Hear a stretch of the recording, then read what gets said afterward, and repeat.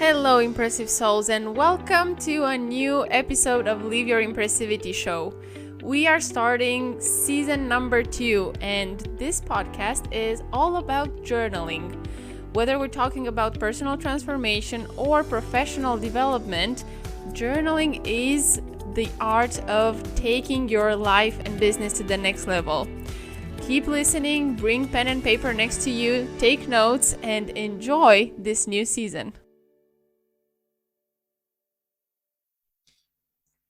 Hello, everyone, and welcome to the first episode of Your Impressivity Show, season number 2. I am Alex Badita, and I'm your host, and I am also the founder of the First Journaling Academy in Romania and the project Journaling in Schools. I am passionate about journaling, as you already know from listening to the episodes in the first season. And we talked there with a lot of our guests about personal development and how keeping a journal can help us with navigating stress, anxiety, and how we can actually put into practice journaling in order for us to see results and to create a new habit. And I see this a lot because, with the people that I work with, it's all about the discipline, because I do a lot of content sharing in terms of the values of journaling and how important it is, the benefits, the neuroscience, and all of the theoretical parts. But when it comes to putting it into practice, that is where everyone seems to find it very difficult. Because, of course, it takes time to start seeing the results. It takes commitment. And if you don't see the results from the beginning, your tendency is to give up. But the truth is that if you give up, then of course there will be no results. That's for sure. But if you keep going, then you will start seeing some shifts. There will be transformations. You will pay attention more to some opportunities. Or maybe you will start seeing a shift in your mental health, in the way that you show up, or in your creativity. Now, when it comes to business journaling, it's kind of the same when it comes to the benefits, because it will still help you boost your creative skills. It will help you reflect and be more self-aware. It will give you a lot of benefits when it comes to emotional intelligence, empathy, and paying attention to what really, really matters. Now, the first time when I came across business journaling was reading about how different leaders use journaling in their routine. If you read any leadership book or personal development book or anything that has to do with self-help, there will be somewhere a mention about journaling for sure. Maybe it's just a suggestion, a recommendation, or maybe just someone sharing it from their experience, but there will be something about journaling. But it's not really gone into, a really deep dive on what is journaling, how can you bring it into your practice, and how you can write in a way that brings you results. So I started to become more and more interested about it. And I had no idea that I was already using it, because in my practice, because I was already passionate about writing, I always had a notebook on my desk from the first job that I had working in media. I would have a list of my activities for the day, and I would write down my tasks. And of course, when I couldn't finish some activities during that specific day, I would move them to the next day. And I would always make sure that when I go through the pages backwards, there's nothing left unchecked. And that would really motivate me to accomplish the things that I had. Sometimes, of course, some tasks would become irrelevant. Let's say that on Monday, we had a meeting, we discussed some action points, and by Thursday, those action points weren't really important anymore, or something else had become more urgent or had taken over. So it was a way for me to keep track of what I had to do. It was my way of managing my time, my decisions, and my actions. So it was a way for me, especially when I moved more into a project manager role, to keep track and to stay on top of all the activities that I had during the day.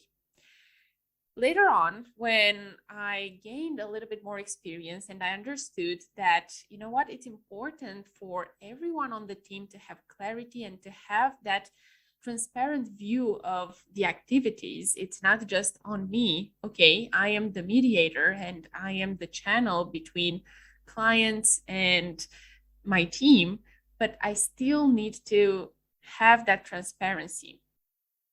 I understood that, well, okay, I need to do this in a way that supports my team as well. And I have to be honest with you, I didn't learn this in any of my jobs here in Romania. I learned it when I moved to London and I was working there as a project manager in a digital marketing agency. And I understood for the first time that it's not all about serving the client and putting the client's needs above everything else.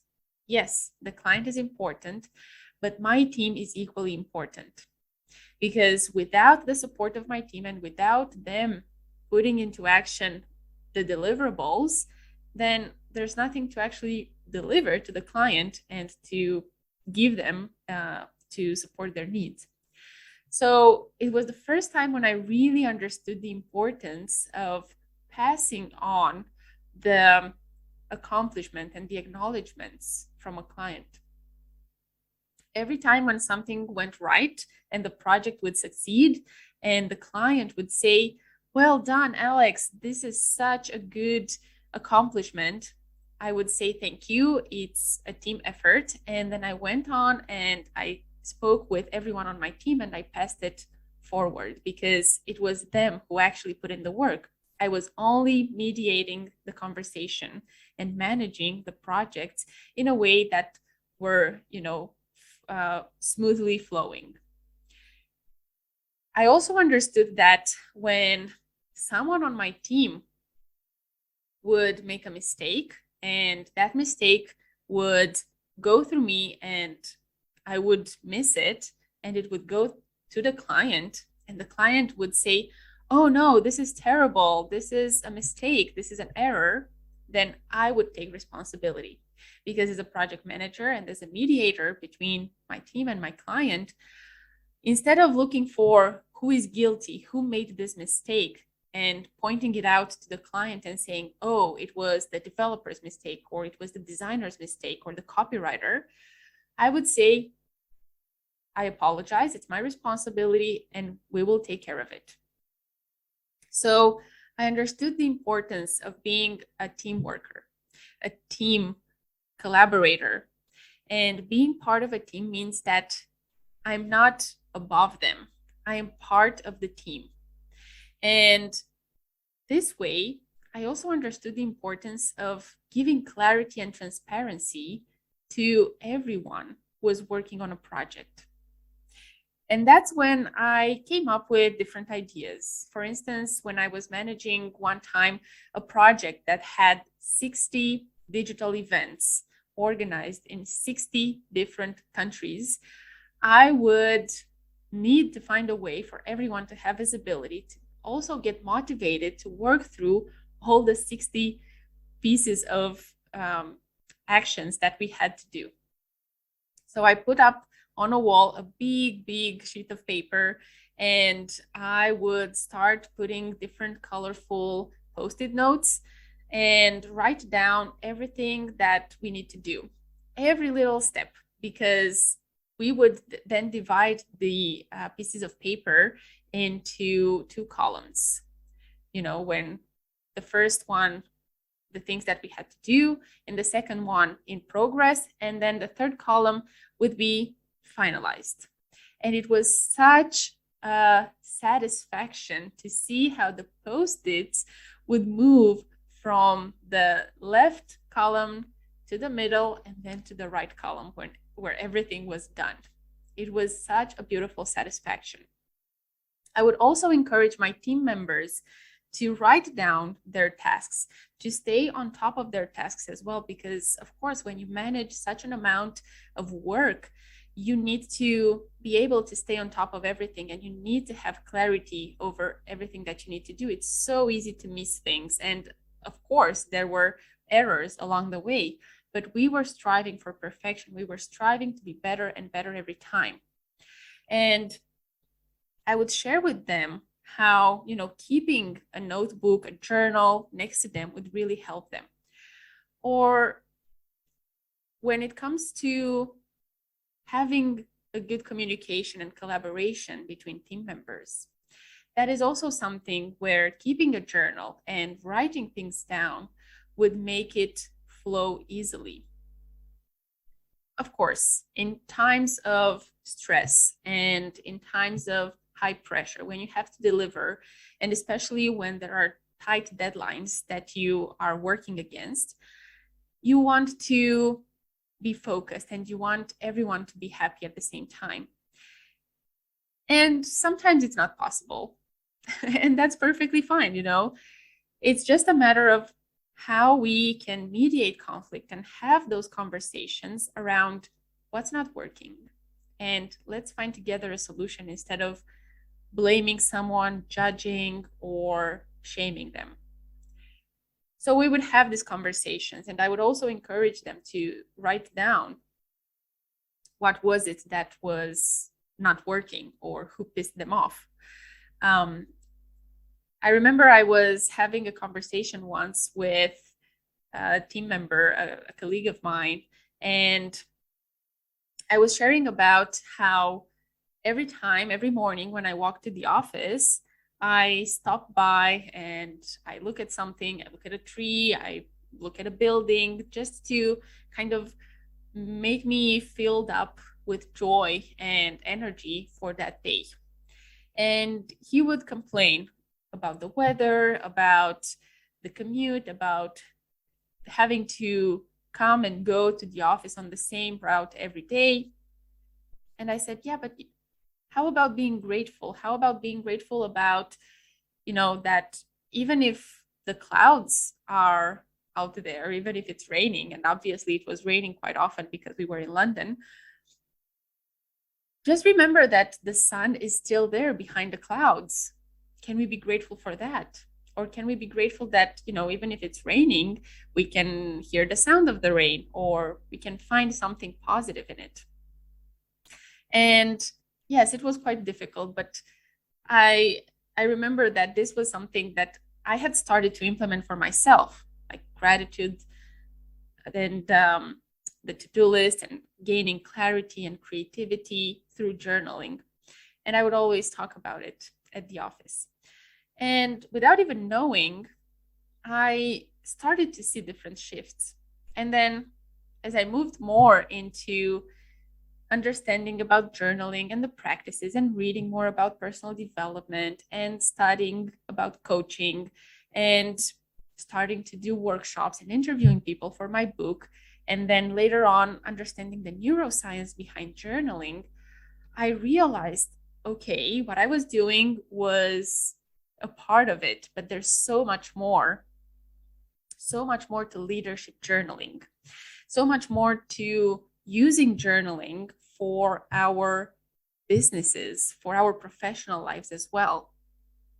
Now, in the first season, I already talked about my story and how journaling saved my life during my moments of anxiety and panic attacks. And it still does to this day. I still use journaling in my daily practice, and it's still very much a part of my life. And I keep exploring different ways of journaling because I love to bring in different ways of writing down that also bring results, so that then I can share them with you. When it comes to business journaling, when I moved from working in corporate and being a project manager, and I moved into being an entrepreneur, and I started my own business, it was really crucial for me to have a journal, because I knew I had to work on my skills. I had no idea what it means to be an entrepreneur. And at the same time, I knew I had to work on my mindset. And mindset work is so, so essential for professionals, for everyone for that matter, but especially when you are in business and you have responsibilities, you want your mindset to be on top of everything. And in my 4 years of entrepreneurship, I've learned how important it is to keep growing, to keep evolving, to keep diving into those programs and those conditionings that we still have and overcome them. But first, we need to bring them to our awareness. So, as leaders or entrepreneurs, we need to pay attention to our mindset, to what we tell ourselves, to the stories we tell ourselves, to everything that we bring in from our previous experiences, and we want them to be applicable in our journey in business. And sometimes it's not applicable. So we need to pay very, very close attention to that. And that's where journaling plays a very important role. Reflecting, being aware, looking at our thoughts and looking at how we interact with different situations, seeing, is it something that I need to modify? Is it something that I need to transform? Is it serving me? Can I show up differently? And all of these things are so important because they really help us grow and evolve. Now, when it comes to the hard skills and to learning and navigating the topics of marketing and sales and customer management and creating new services and copywriting and all the hats that we need to wear, especially when we are solo entrepreneurs, of course, we need to have a journal to keep it clear, to have that clarity of mind, to have that clarity of where we are and what hat are we wearing in that specific moment. Now, I don't want to go really deep into leadership journaling because I already did a webinar on it. I have the webinar is available for free. I will link it in the description of this podcast episode and you can go ahead and watch it. What I do want to emphasize is how important it is, whether you're a business leader, whether you're an entrepreneur, whether you're a manager or CEO, how important it is to have a practice of journaling for yourself first. Yeah, to have very, very clear routines put in place and discipline. And then how important it is to also bring it forward to your teammates, to your colleagues, to your team members, or even to your collaborators, because it can really make a difference also in your professional relationships. And encouraging people to have that courage to dive into their emotions, because when we show up in business, we're not robots. We still operate from our emotions. We still make decisions based on emotions. We're still there with all of our background, our experiences, and our baggages that have an impact on the way that we find solutions, the way that we make decisions, the way that we conduct business. So do not neglect your emotions. Make sure that you're aware of them. And make sure that you document your steps in business as well. This is also something that journaling helps us really, really well. For instance, when I start a project or I launch a new service in my business, for instance, when I launched the Journaling Academy, I started a new journal. I wrote on the first page of my journal the vision. Why do I think that the Journaling Academy is a great idea for the Romanian audience? What do I want it to be about? Who is it for? And what is the mission? What is the vision that I see it forming in time? And then I divided my notebook into different sections. I already knew from previous experiences, from previous services that I had launched, what are the steps and the stages that I need to take. But with this one, I wanted to make sure that I don't miss anything because it was a big, important project for me. So I started to divide my notebook with little post-its, and I wrote on them research, audience, platforms, content, different pillars of marketing, strategy, sales. And all the sections would have allocated a few pages. And for each of these sections, I would go and I would write down, okay, so in terms of research, what do I need to look for? Okay, I need to search for whether there are any similar platforms out there. Is there another academy that takes journaling into consideration? Anything else that I can use as part of the research? Platforms. What platform am I going to build the academy on? How can I make it easy for everyone who joins to have access to the content, the courses, the classes, and to also enjoy the experience? In terms of the marketing strategies, how am I going to do this? Audience. Who is my audience? And everything else that I wrote down before I started to put them into action. Now, having documented that and having that process already written down in my journal, it was easy for me after the first round of enrollments to go back, look at all of those stages and make adjustments.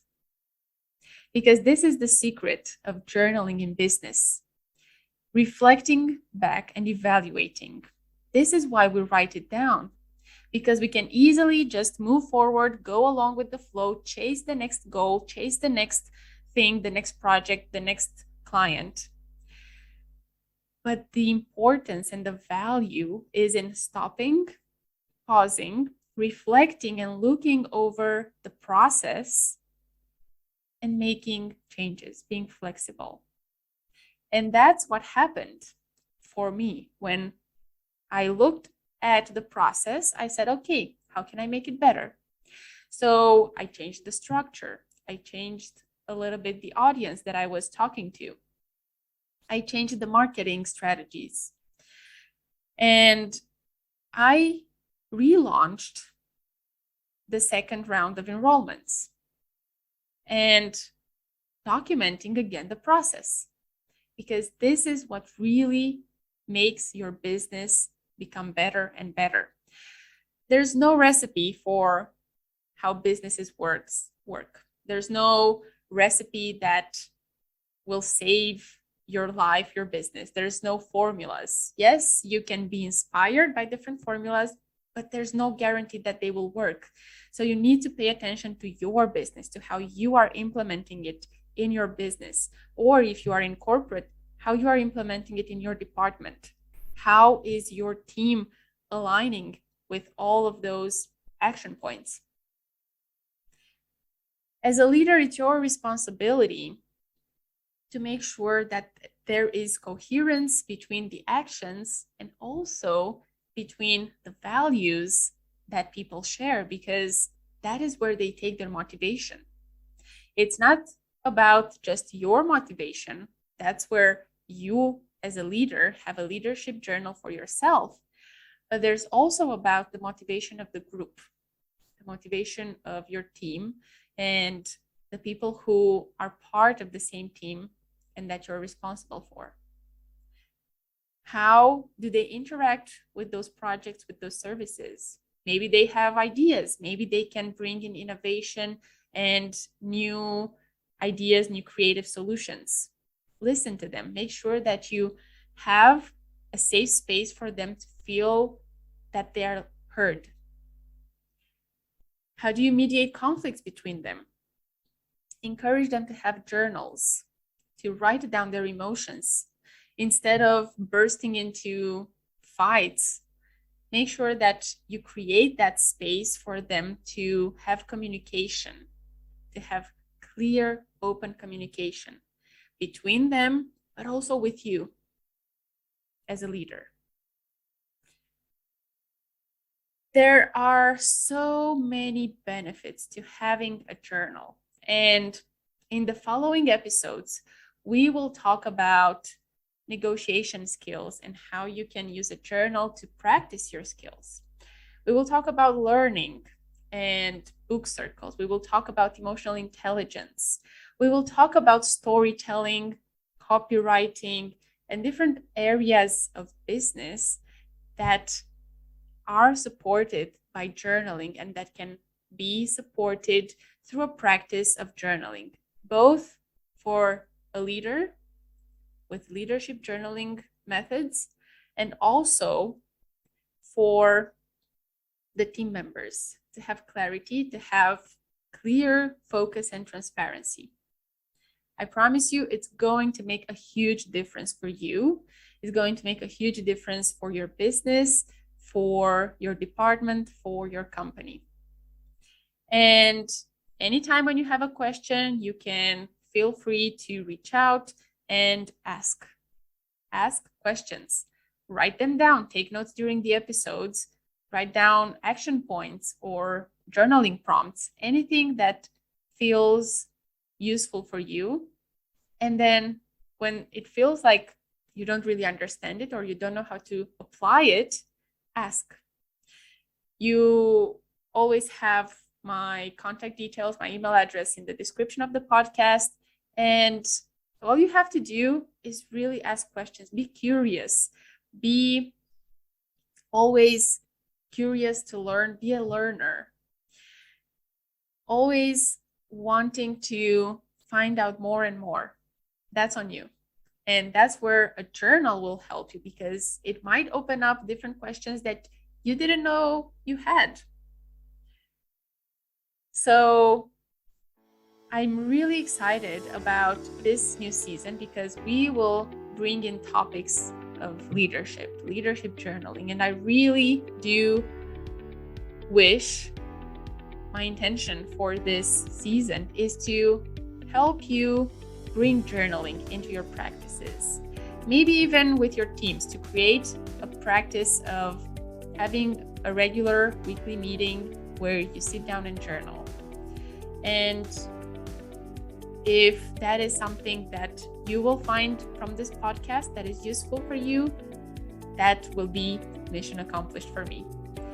Thank you so much for listening to the first episode. I'm so looking forward to hearing your feedback and hearing your success stories when you start implementing journaling and leadership and business journaling.